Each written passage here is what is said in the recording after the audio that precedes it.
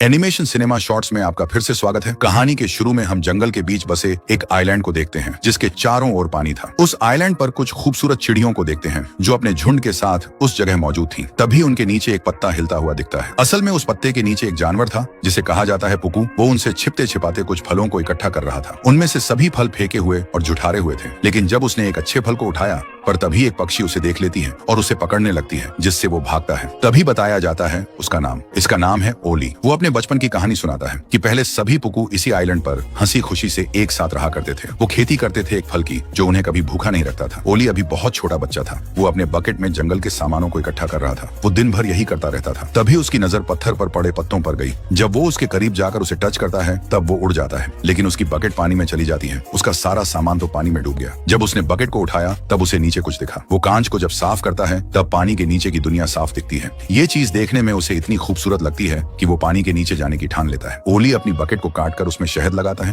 और कुछ पत्तों को उसमें चिपका देता है, जिससे उसका डाइविंग मास्क बन जाता है। लेकिन इससे उसकी सांस फूलने लगती है, जिससे वो उसमें एक पाइप लगाता है और पानी में उतरता है। लेकिन पाइप डूब जाता है, जिससे उसे पानी से बाहर आना पड़ता है। इस बार वो बड़ी पाइप लगाकर दोबारा पानी में जाता है, लेकिन पाइप लटक कर पानी में आ जाती है, जिससे उसे फिर से पानी से बाहर आना पड़ता है। लगता है ओली की किस्मत मेरी जैसी है। लेकिन उसे एक तैरती हुई लकड़ी का टुकड़ा मिलता है, जिससे वो उस पाइप को उसमें लगा देता है, जिससे अब पाइप पानी के ऊपर ही रहता है। उसके बाद वो पानी के नीचे जाकर एक अलग ही दुनिया को देखता है जो काफी खूबसूरत थी। उसमें ऐसी मछलियां थीं जो उसने कभी नहीं देखी थी। घंटों तक वो पानी में रहा। तभी उसने एक खूबसूरत मछली को देखा। जब वो उसके पास आने लगी तब उसके पिता उसे बाहर निकाल लेते हैं। शायद वो मछली उन्हें खाना चाहती थी, पता नहीं। जब ये बात उसकी माँ को बताई गई तब उसे बहुत डांट पड़ी, क्योंकि उसे कहा गया था कि अपने टापू से बाहर मत जाना, क्योंकि बाहर बहुत खतरनाक जानवर हैं जो हम छोटे जीवों को खाना चाहते हैं। लेकिन बच्चा कहता है ऐसे तो मैं दुनिया देख ही नहीं पाऊंगा। पिता पूछते हैं हमारा नारा कौन सा है? बच्चा कहता है छिपे रहेंगे तो बचे रहेंगे। पिता उसे बताते हैं कि ये नाक हमारा सब कुछ है, जिससे हम खतरे को सूंघकर उससे बचे रहेंगे। बच्चा कहता है हम सूंघते तो सब कुछ है पर सब खतरा नहीं होता। तभी उसकी दादी एक कहानी सुनाती है कि बहुत समय पहले ये जंगल और ये घाटी बहुत खूबसूरत हुआ करती थी। हम इस टापू पर पहले नहीं रहते थे जैसे अब रह रहे हैं। हम तो जंगल में बाकी जानवरों के साथ रहा करते थे, लेकिन सभी जानवर भेड़िए से डरते थे क्योंकि वही जानवरों का शिकार करता था। लेकिन एक दिन कुछ विशाल जानवर हमारे जंगल में आए। वो चलते फिरते विशाल जंगल थे जिनको जू कहा जाता था, लेकिन वो अपने साथ लाए जादुई कली। उस कली की वजह से जंगल के कुछ जीव अपना अलग अलग रूप लिए। सारे जानवर बहुत खुश थे, पर तभी एक भेड़िए ने खतरनाक रूप ले लिया। फिर उसने सभी जू पर हमला करके उन्हें जला डाला, जिसके साथ सभी कलियां भी जलकर खाक हो गईं। लेकिन उनमें से कुछ जू भाग निकले। उस भेड़िए ने पेड़ को जलाया, जिससे पहाड़ टूटने लगे और एक बांध बन गया, जिसके बाद उस भेड़िए को नाम मिला भस्मासुर। और तब जंगल के सभी जानवर अलग हो गए और भस्मासुर तब से लेकर अब तक घाटी पर राज कर रहा है। कहानी खत्म होने की बाद उसके पिता उससे पूछते हैं क्यों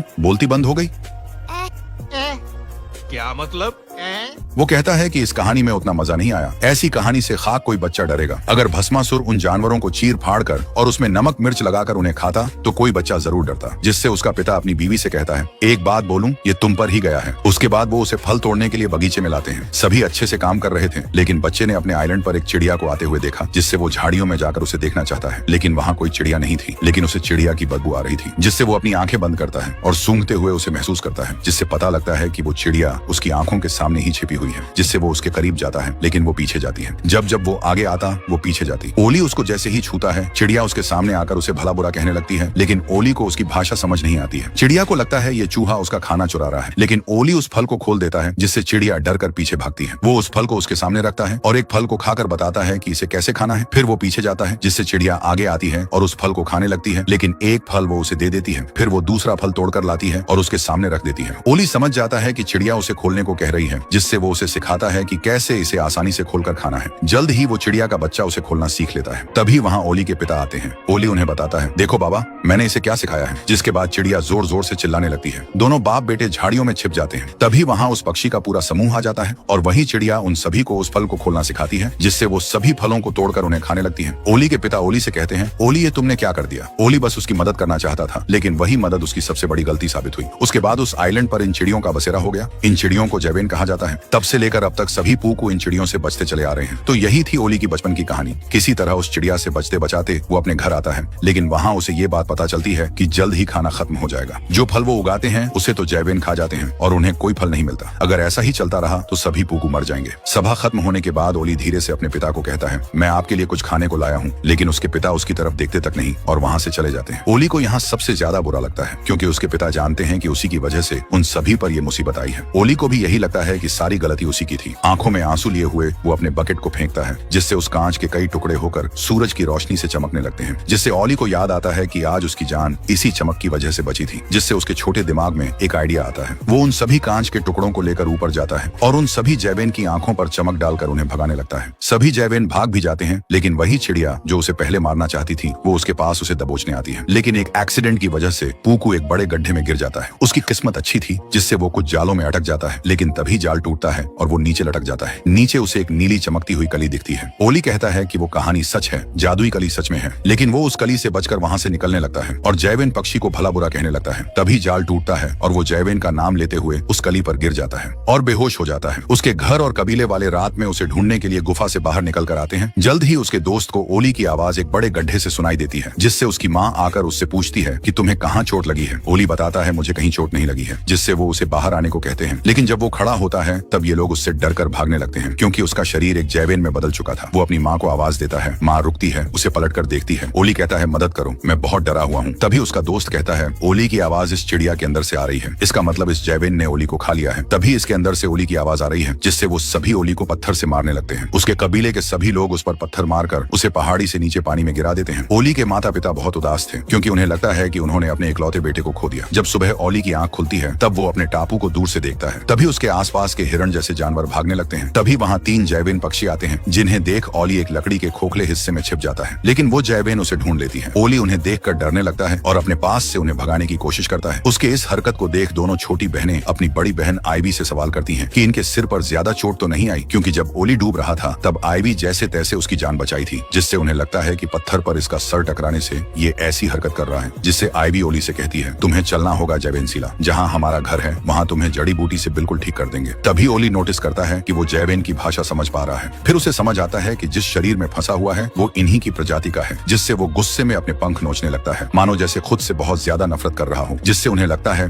ये पूरा पागल हो गया है। तभी ओली को पता लगता है कि उसे गड्ढे में गिराने वाली यही जैवेन थी। तो आईवी कहती है मैंने उस छोटे चूहे से तुम्हें बचाया। ओली कहता है वो छोटा चूहा मैं ही था और अब मैं इस भद्दे शरीर में फंस गया हूँ तुम्हारे कारण। लेकिन ये सारी बातें उन जैवेन को समझ नहीं आती। वो कहता है मैं कोई जैवेन नहीं बल्कि पूकू हूँ। तभी भेड़िए की आवाज सुनाई देती है, जिससे वो उड़ जाते हैं। लेकिन ओली को उड़ना बिल्कुल भी नहीं आता। अगर वो जमीन पर रहा तो भेड़िए उसे चबा जाएंगे। जिससे आईवी उसके पूरे शरीर पर गोबर लगा देती है ताकि उसे जैवेन की बू ना आए और इससे उसकी जान बची रहे। वो उसे झाड़ियों में छिपाकर वहां से उड़कर निकल जाती है। और जब भेड़िया आता है तब ओली और ज्यादा डर जाता है, क्योंकि उसके सामने भस्मासुर था। वो पास आता है और चला जाता है। ओली खुद को एक नदी में साफ करता है। तभी उसके सामने एक मछली आती है। मछली कहता है क्या बेड़ू क्या कर रेला है। ओली उसे चुप कराने लगता है कि यहाँ भस्मासुर है। जिससे वो डर कर पानी में छिप जाता है और पूछता है भस्मासुर बोले तो। ओली उसे कहता है वो चला गया। लेकिन ओली को ये मछली याद आती है जब सालों पहले वो इससे पहली बार मिला था। मछली का नाम है बूगल। वो उससे पूछता है वैसे तू कौन है। ओली बताता है मैं गलत शरीर में फंस गया हूँ। बूगल कहता है जकास, लेकिन ये सब हुआ कैसे रे। तो ओली बताता है मैं एक गड्ढे में गिरा और जादुई कली से मैं जैवेन बन गया। ओली कहता है क्या फायदा बताकर, मेरा यकीन थोड़ी करोगे। तो बूगल कहता है कहीं वो कली नीले कलर में जगमगा तो नहीं रही थी। ओली कहता है हाँ वही। बूगल कहता है मैंने उसे देखा है। ओली उस कली तक जाने का रास्ता पूछता है और बूगल उसे बता देता है। जल्द ही ओली उस जादुई कली तक पहुंच जाता है। लेकिन वहाँ आईवी भी आ चुकी थी। उसे जादुई कलियों के बारे में कुछ पता नहीं होता। जिससे वो बार बार उससे सवाल करती है कि कहाँ जा रहे हो। ओली उसे बता देता है कि उस कली से मुझे पूकू बनना है। वो गिरते पड़ते जा रहा था, जिसे देख आईवी उस कली तक जाती है ताकि वो उस कली को तोड़कर ओली को दे सके। लेकिन वो उसे छूने से पहले पूकू नाम लेती है, जिससे उसका शरीर जैवेन से बदलकर पूकू में बदल जाता है। ओली वहाँ अपना सर पटकने लगता है कि इस पगलियां की वजह से उसने एक जादुई कली को खो दिया। जब उसे पता लगा कि वो एक घिनौने छोटे जानवर में बदल गई है तो ओली से पूछती है कि क्या किया तुमने। ओली उसे बताता है तुमने उस जादुई कली को छूने से पहले पूकू नाम लिया, जिससे तुम अब पूकू में बदल गई। तब उसे पता लगता है कि उसकी वजह से इसका सर नहीं फूटा। ये इतनी अजीब हरकतें इसलिए कर रहा था क्योंकि ये सच में गलत शरीर में था। जिसके बाद दोनों फिर से उस मछली बूगल के पास जाते हैं। बूगल उन्हें फिर से दूसरी कली के बारे में बताता है कि वो कहाँ है। दोनों उस जगह की तलाश में निकल जाते हैं। ओली अभी भी अपने पंखों को हाथ के जैसा इस्तेमाल करता है, जिससे आईवी उसे उड़कर आने के लिए कहती है। जैसे तैसे ऊपर आने के बाद वो अपने पंख खोल देता है। दोबारा ऊपर आने के बाद वो देखते हैं कि भेड़िए का बच्चा पहाड़ी से अपने माता पिता को आवाज लगा रहा था। आईवी कहती है हमें उसकी मदद करनी चाहिए, शायद वो खो चुका है। तभी आईवी को कुछ महसूस होता है। तभी उनके पीछे की झाड़ियां उससे कहती हैं कि उसके पिता तुम्हारे पीछे हैं। वो वहां से जैसे तैसे भागते हैं। आईवी बार बार उसे उड़ने के लिए कहती है, लेकिन वो उड़ना ही नहीं चाहता था। जिससे वो एक गुफा में आ छिपते हैं। लेकिन भेड़िए बाहर रुक जाते हैं। ओली ये समझने के लिए आगे एक कंकड़ी फेंकता है, जिससे कुछ सांप सामने आते हैं। लेकिन वो फिर से उन जड़ों में छिप जाते हैं। आईवी बताती है ये तो सांप गुफा है। अब इनके एक तरफ भेड़ियों वाली मौत है और दूसरी तरफ जहर वाली मौत। ओली के कहने पर आईवी आंखें बंद करके सांप और पेड़ की जड़ का पता लगाती है, जिससे वो सांप गुफा से निकलने में कामयाब होते हैं। लेकिन सभी भेड़िए चिल्लाते हैं, जिससे गुफा हिलने लगता है और सभी सांप ओली के पीछे लग जाते हैं। अब तीसरी तरफ खाई आती है, जिससे आईवी उसे धक्का देकर कूद जाती है और ओली को पकड़ लेती है। गिरते गिरते ओली उड़ने लगता है और ये उड़ान उसकी जिंदगी की पहली उड़ान बनी, जिससे ओली को बहुत मजा आया। वो एक पहाड़ी पर रुके। आइवी ने उसे कुछ खाने को दिया। हालांकि ओली के लिए उसका स्वाद काफी कड़वा और खराब था। तभी खाने को लेकर इस टॉपिक पर बात होने लगी कि जब उनका खाना खत्म हो चुका था, सभी जैवेन मरने की कगार पर आ चुके थे और बहुत सारे मर भी गए थे। वो बताती है कि भुखमरी से उसकी 2 बहनों को छोड़कर उसके परिवार के सभी सदस्य मर गए। तब उन्हें एक आइलैंड मिला जहाँ ढेर सारा खाना था। वो बताती है, एक प्यारे से पूकू ने सालों पहले मुझे फलिया खोलना सिखाया जिसमें फल हुआ करते हैं। उसके बाद से हम कभी भूखे नहीं रहे। जिसके बाद वो सोने चली जाती है। लेकिन ओली रात भर खड़े होकर वही बात सोचने लगा। जब सुबह हुई तब आइवी उसके पास आई। उसे वो झरना दिख गया जहाँ जादुई कली है। जब दोनों उसके पास गए तो पता चला यहाँ तो भेड़ियों का समूह रहता है। तभी पानी में उन्हें बूगल मिला। वो बूगल के पास गए और बताने लगे कि यहाँ खतरा है, यहाँ भेड़ियों का खानदान रहता है। बूगल ओली से कहता है, एक तू ही मेरा दोस्त है और जब तू पूकू में बदल जाएगा तब मेरा कोई दोस्त नहीं रहेगा, क्योंकि तब तू अपने घर रहने लगेगा और मैं सिर्फ नदी में। जिससे आइवी उसे भी एक कली देने का वादा करती है ताकि वो अपने पसंद का कोई भी जानवर बन सके। पहले इस कली को पाने के लिए बूगल भेड़ियों का ध्यान खींचने के लिए वो पानी से बाहर निकलकर मरने का नाटक करता है, जिससे सभी भेड़िए उस पर टूट पड़ते हैं। जिसका फायदा उठाकर वो दोनों उस कली के पास पहुंच चुके। लेकिन दोनों में बहस हो जाती है क्योंकि वहाँ एक ही कली थी। आइवी कहती है, इससे मैं जैवेन बन जाती हूँ और उसके बाद हम बाकी कलियां ढूंढ लेंगे। लेकिन ओली को उस पर भरोसा नहीं था। तभी दोनों के बीच बहस होती है जिसमें उस फलिया का नाम आता है, यानी कि उस फल का जो जैवेन पूकू से छीन लिए थे। ओली बताता है कि जिस पूकू ने तुम्हें फलिया छीलना सिखाया वो मैं था। तुम लोगों ने हमारा खाना छीन लिया और आजादी भी। हमारे लोग तुम्हारी वजह से मर रहे हैं। इतना सब सुनकर आइवी को बहुत बड़ा झटका लगता है। पर तभी वहाँ भेड़िए आ जाते हैं जिससे वो बूगल से मदद मांगते हुए दोनों उसी कली के ऊपर गिरकर बूगल मछली में बदल जाते हैं। जैसे तैसे आइवी को समझ आता है कि अगर हम जिसका नाम लेकर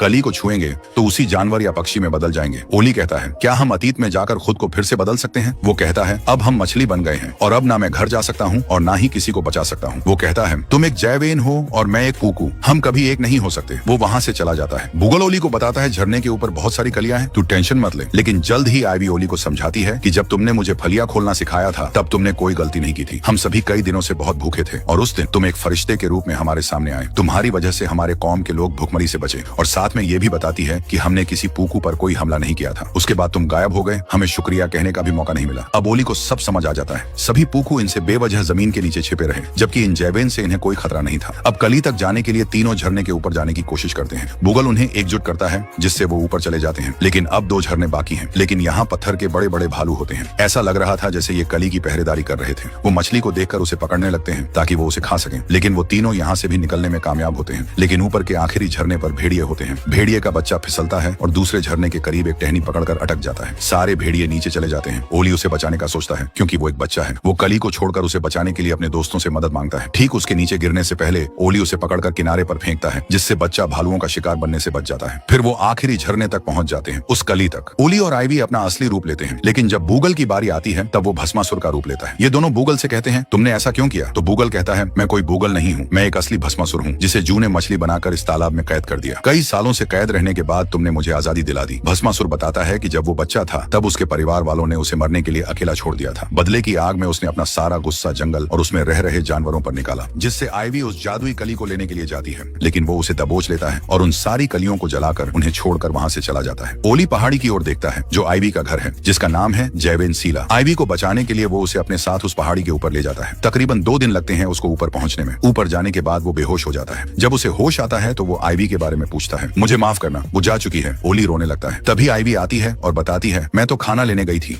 वो उसे गले से लगा लेता है और कहता है, मैं सभी के लिए पनौती हूँ। बाहर आने के बाद ओली उनके घर और घर वालों को देखता है जो काफी खुश थे। आइवी ओली से कहती है, उस दिन अगर तुम हमें फलिया खोलना नहीं सिखाते तो आज ना ये जिंदा होते और ना ही ये बच्चे पैदा होते। इन खुशियों की वजह सिर्फ तुम हो। तभी वहाँ बच्चे खुशी से नाचने लगते हैं क्योंकि शायद उनके ऊपर बर्फ गिर रही थी। लेकिन ओली कहता है, ये बर्फ नहीं, राख है। पहाड़ की चोटी से जब वो नीचे जंगल में देखते हैं तो चारों ओर आग ही आग होती है। भस्मासुर ने फिर से जंगल को भस्म करना शुरू कर दिया। जंगल के सभी जानवर उस आग से जलकर मरने लगे। जैवेन का मुखिया कहता है, अब आसमान सुरक्षित नहीं है, सभी अपने घोंसलों में जाओ। आइवी कहती है, हमें उनकी मदद करनी होगी। पहले तो मुखिया नहीं मानता, लेकिन जब उसकी बहनें आकर उसकी तरफ से बोलती हैं तो मुखिया को मानना पड़ता है क्योंकि उसकी छोटी बहनें बहुत बकबकी थी। जल्द ही जैवेन पक्षियों का समूह उनकी मदद के लिए निकल जाता है। जो आग के बीच फंसे जानवर थे वो उन्हें किनारे तक लाने में उनकी मदद करते हैं। लेकिन अब सारा जंगल जल चुका था। अब सामने सिर्फ एक ही जगह सुरक्षित बची हुई थी जिसके चारों ओर पानी था, यानी कि पूकू आइलैंड, ओली का घर। वो ऐसे तैरते हुए उस टापू तक नहीं जा सकते। तभी भेड़िए सामने आते हैं। मुसीबत उन सभी जानवरों के ऊपर थी। वो ओली का शुक्रिया अदा करते हैं क्योंकि उसने उनके बच्चे की जान बचाई थी। वो उनकी मदद करते हैं टापू तक जाने के लिए। जब जंगल पर मुसीबत आई तब सभी जानवर एकजुट हो गए। माता पिता को ओली की आवाज आई। उन्हें लगता था कि ओली मर चुका है। ओली उनसे मदद मांगता है, लेकिन उसके पिता किसी भी जानवर को अपने टापू पर नहीं आने देते क्योंकि पूकू प्रजाति बहुत छोटे किस्म के जानवर हैं और वो बाकी सभी जानवरों से डरते हैं। वो ओली को भी इन जानवरों से दूर रहने के लिए कहते हैं, लेकिन ओली उन्हें समझाता है कि ये सभी घाटी के जीव हैं और इन्हें मदद चाहिए। चाहिए। लेकिन ओली के पिता कहते हैं हमें पूकू के अलावा किसी पर भी भरोसा नहीं करना है। ओली कहता है दादी की सुनाई गई कहानी सच है, जादुई कली, भस्मासुर, और मैंने उन्हीं कलियों की मदद से दूसरे जीवों का रूप लिया और मैंने बहुत कुछ सीखा है। हमारी असली ताकत एकता में है। जल्द ही ये बात उसके पिता समझ जाते हैं और बाकी जीवों को अपने टापू तक आने में उनकी मदद करते हैं। लेकिन तभी भस्मासुर की आवाज आती है। वो टापू की ओर बढ़ने लगता है। ओली भागते हुए उसी गड्ढे में जाता है और मरे हुए जू से विनती करता है कि उसे एक कली मिल जाए। जल्द ही एक कली खिल जाती है जिससे वो जू बन जाता है। बाहर आने के बाद वो भस्मासुर को इस टापू पर आने से रोकता है। उसकी आग बुझ जाती है। ओली एक कली को उगाता है और आईवी उसे बूगल का नाम लेते हुए उस पर कली फेंक देती है, लेकिन आग की वजह से कली जल जाती है। भस्मासुर ओली के ऊपर आकर उसे भी वैसे ही जलाने लगता है जैसे उसने बाकी जू को जलाया था। लेकिन ओली हार मानने वालों में से नहीं था। वो उठ खड़ा हुआ और उस बांध को गिरा डाला जिसे भस्मासुर ने बनाया था, जिससे भस्मासुर बह जाता है। लेकिन ओली भी नीचे गिरकर बह जाता है। आईवी 2 दिन तक उसका पता लगाती है, लेकिन ओली नहीं मिलता क्योंकि ओली मर चुका है। अब शांति फिर से लौट आई थी। पूकू और जैवेन पक्षी मिलकर उस फल की खेती करते हैं। बच्चे हों या बड़े, सभी एक दूसरे की मदद करते हैं। जल्द ही उनके जंगल में हजारों की तादाद में जू फिर से लौट आए, लेकिन वो अपने साथ ओली को भी लाए। उन्होंने ओली को बचा लिया था। सभी जू ने उसके सामने सिर झुका दिया, क्योंकि इतिहास गवाह है जंगल में सबसे बड़ा वही होता है जो सिर्फ अपने लिए नहीं सबके लिए लड़ता है। सभी जू वहीं बस गए और यहीं पर यह कहानी खत्म होती है। लेकिन भस्मासुर अभी तक मरा हुआ नहीं दिखा। इसका सिर्फ एक ही मतलब है कि वो अभी जिंदा है। कहानी अच्छी लगी हो तो सिर्फ लाइक कर देना ताकि हम ऐसी और कहानी आप तक पहुंचा सकें।